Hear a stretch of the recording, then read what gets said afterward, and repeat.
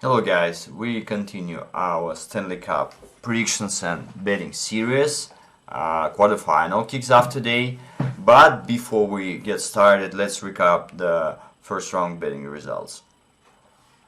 I won 3 bets: Vegas, Toronto, and Carolina lost 3 bets: Boston, Rangers, and Minnesota. So I lost about 1.30 bet, 1.30 of bet. Since I bet in each game $300, 1.30 is minus $400 for the first round. So the result is negative, but the irony is that in previous video, you can check it, I mentioned that in these 2 games, Edmonton and Colorado, underdog usually wins. That means that we should bet on LA and Seattle, but I didn't. Explaining that with these high odds, underdog doesn't win often enough. But if I had bet, I would have been instead minus $400, plus $400 due to Colorado's loss. But unfortunately, history doesn't suffer the subjunctive mood, so the result is negative, as I said. Anyway, let's move on to the second round.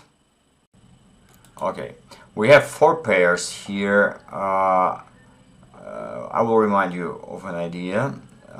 We divide all our teams into 6 classes according to their position in the final standings, number of points, and goal difference if needed.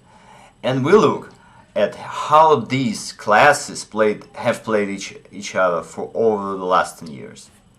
So we start from Western Conference. We have first pair Vegas versus Edmonton. Vegas is the first class, Edmonton the second class, and in this situation, underdog wins 3 out of 4 times. So with the coefficient 1.65, it definitely bet on Edmonton. The second pair is interesting. So we have Dallas, which is stuck between second and third class, and Seattle is a 5th class. And in this situation, underdog won 9 times out of 15. So with odds 2.72, we should definitely bet on Seattle. That means that we predict that Seattle goes to the final of the conference. So what do we have on Eastern Conference? Toronto versus Florida. Toronto is also stuck between second and third class. Florida is the 6th class. 10 wins out of 16. I have calculated and see that there is no advantage on Toronto. No Toronto, neither Florida. So we have no bet here. And the most interesting thing is Carolina versus Jersey. Both teams have the second class, and for the last 10 years we have no games between this equal team.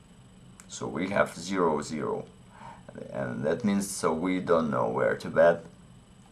But the market gives some advantage to New Jersey. We will see.